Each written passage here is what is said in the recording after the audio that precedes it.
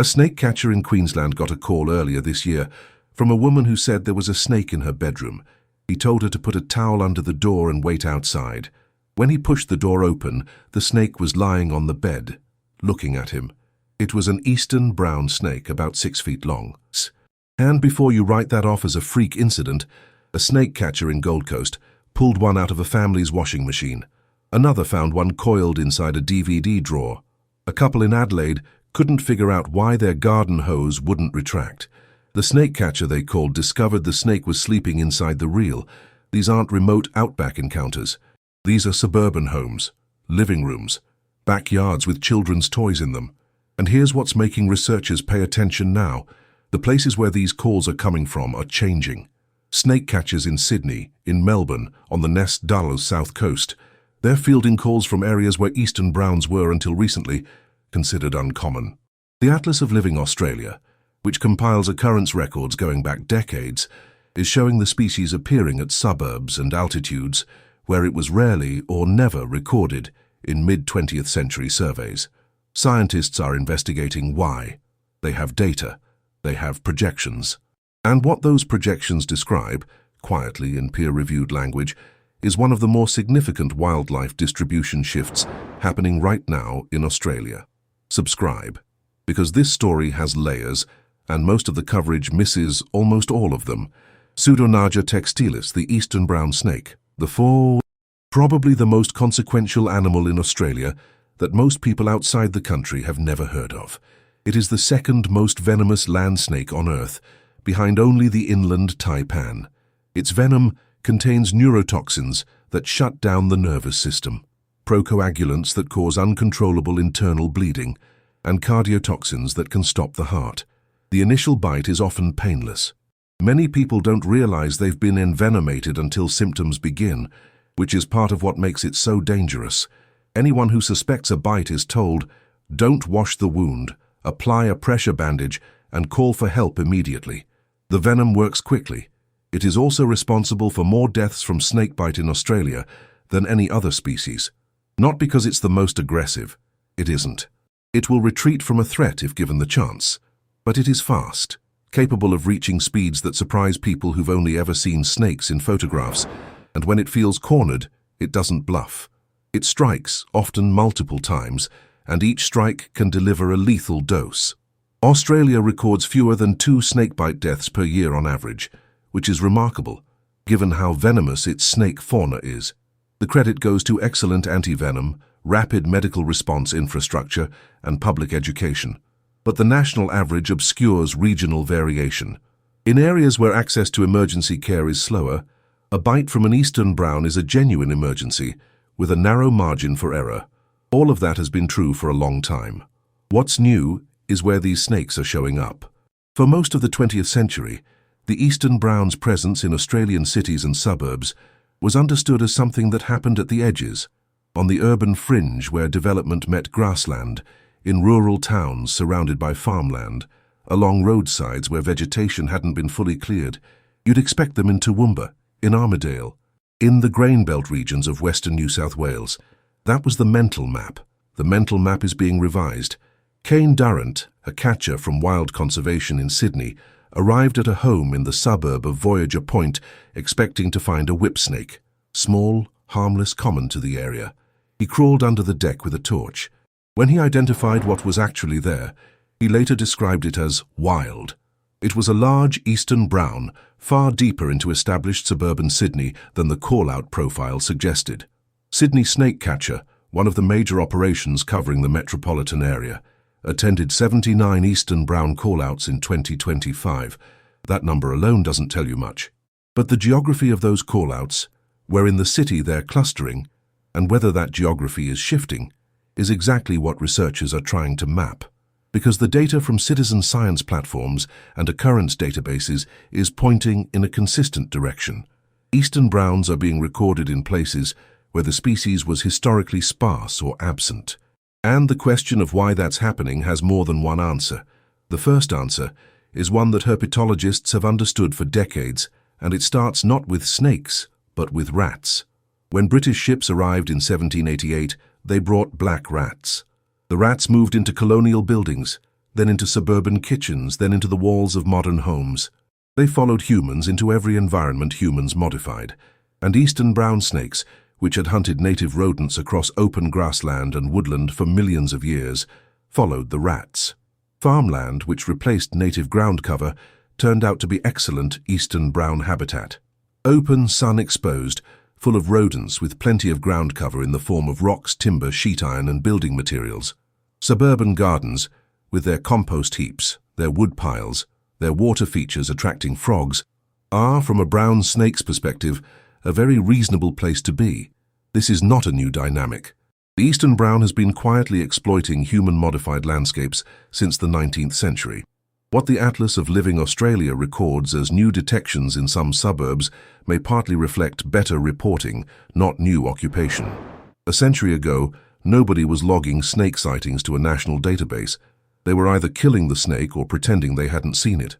So part of the answer to why eastern browns are appearing in unexpected places is they were probably already there. We just have better tools to record it now. But that explanation doesn't account for all of what the data is showing. And the part it doesn't account for is where the investigation gets more complicated. A major international study published in 2026 modeled the future distribution of 508 medically significant venomous snake species worldwide. The eastern brown snake was identified as the species with the highest overlap with human populations in Australia, more than the coastal taipan, more than the tiger snake, and the projections for where that overlap is heading are specific. By 2050, the model predicts the eastern brown's viable range will push significantly further south, deeper into Victoria, closer to the humid coastal strip of New South Wales. Areas that currently sit at the cooler margin of where this species can successfully breed and overwinter are going to move progressively toward the center of its range. The mechanism is temperature. Eastern brown snakes are ectotherms. Their activity levels, their metabolic rate, their reproductive biology, all of it is calibrated to ambient temperature. Warmer winters mean longer active seasons. Longer active seasons mean more feeding, faster growth, and critically, more viable egg-laying windows. Females lay up to 40 eggs in a clutch. Those eggs need warm soil to incubate. In years where soil temperatures fall short of what the eggs require, hatching rates drop. Consecutive cold winters can suppress a local population. Consecutive warm ones do the opposite. Australia confirmed 2024 as its warmest year on record. 2025 followed the same trajectory. The Nestabaza Poisons Information Centre recorded 320 snakebite consultations in a single spring to summer window that year, a figure described by authorities as a record. Emergency snakebite calls across Australia spiked by 35%. The CSIRO has been direct about the implication. Warmer winters are waking snakes earlier. An eastern brown that would historically have remained dormant until September is emerging in August. In some areas, in some years, it's not entering full dormancy at all. An animal that is active for more months of the year is an animal that is seen more. That is also an animal that feeds more, breeds more, and potentially moves further than it would in a cooler year. Now here is the part that researchers are being careful about, because the data here is genuinely uncertain. The 2026 modelling study found that the eastern brown is not simply expected to spread uniformly southward. The picture is more complicated. Climate change is projected to make parts of the species' existing inland range less suitable, hotter, drier, less hospitable to the rodent populations that sustain them. While coastal and southern zones become more thermally viable, some of the arid interior that currently supports large brown snake populations may contract. The result, as Dr. Pinto from the Australian Museum described it, is not so much a migration as a redistribution. Animals from the interior moving toward the coast, populations in the northern half of the range intensifying in the south. The overlap with humans, who are also concentrated along the coast, clustered in exactly the cities and suburbs where these new detections are occurring, increasing not because the species is invading new territory, but because both species are being funneled toward the same increasingly hospitable zone. That distinction matters. It changes the question from, why are brown snakes moving south, to something more unsettling? Why are more of them ending up in the same places we live? The snake catchers who work Sydney and Melbourne suburbs every day don't speak in terms of climate models. They speak in terms of call volume and geography. The jobs are coming from areas I didn't expect when I started, one catcher told a reporter after a busy summer season in Melbourne. Not the outer suburbs, not the rural edge, the middle suburbs. People who have lived in the same house for 20 years and never had a snake calling because there's one under the hot water system. That anecdote is not data, but it rhymes with what the occurrence databases are showing. A gradual filling in of distribution records in urban and peri-urban areas where the species was historically recorded less frequently. The Atlas of Living Australia shows eastern browns turning up at suburbs and altitudes where they were rare or absent in mid-20th century surveys, not in large numbers, not dramatically, but consistently in a direction that tracks with both the warming trend and the modelling projections. There is also an element that nobody is fully tracking yet, which is the interaction between warmer conditions and urban heat islands. Cities are already several degrees warmer than surrounding rural areas due to concrete, asphalt and reduced vegetation. For a cold-blooded animal calibrated to temperature, the interior of a large metropolitan area in winter can be biologically closer to summer than the surrounding countryside. An eastern brown in the middle of suburban Melbourne may be experiencing conditions that are, from its physiology's perspective, more like Toowoomba in October than Melbourne in July. This hasn't been formally studied in relation to eastern brown distribution. It's a gap in the research, but it's the kind of gap that once you see it, is hard to unsee. What the science is not saying is that eastern brown snakes are becoming more dangerous animals. They're not. The same snake that's turning up in washing machines today has exactly the same venom it had 50 years ago. Antivenom works, pressure immobilization works, getting to a hospital works.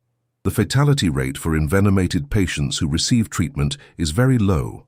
What's changing is the probability of the encounter in the first place. A species that is active for more months per year, breeding in areas it previously didn't overwinter in reliably, and showing up in the records of urban and suburban postcodes where it was historically sparse. That is a species increasing its contact surface with humans, not because it's hunting us, because it's following temperature and following rodents, and both of those things are now reliably present in places they weren't a generation ago. By 2050, if the modelling holds, the distribution of eastern browns along the Nesse-Dulles and Victorian coast will look meaningfully different from what it looks like today. The species' southern range boundary, which currently sits around the Victorian coastline, is projected to extend further. The density of animals in already occupied southern regions is expected to increase as warmer conditions sustain breeding through months that previously knocked populations back. That doesn't mean a snake in every garden. It means the background probability of an encounter, in a park, on a walking track, in a suburban backyard adjacent to any patch of vegetation, shifting upward in regions that are currently on the cooler edge of the species range. The 35% spike in emergency callouts in 2024 happened in a single exceptionally warm year. If the modelling projections are correct, what looked like an anomaly in 2024 will look like baseline by 2035. If you live in suburban Sydney, Melbourne, Adelaide, or anywhere along the east coast where you've been finding snakes in places that feel wrong, the woodpile, the garden shed somewhere inside the house, you are probably not imagining the pattern. You may just be living on a portion of the map that is being quietly redrawn. Snake catchers across those cities are logging records that will eventually feed into the databases that will update the distribution models that will inform the next study. That cycle runs slow. The snakes are not waiting for it to complete.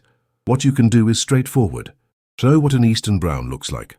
Understand that the initial bite is often painless, and treat any suspected bite as an emergency requiring immediate medical attention. And if you've had a call-out in a suburb or postcode where it didn't used to be common, if you're a snake catcher with a sense that the geography of your work has shifted in the past 5 years, put it in the comments. The occurrence databases are getting better. The picture they're building is still incomplete. Every data point matters. Subscribe. This distribution is still being mapped. The next survey will find the line further south than the last one did.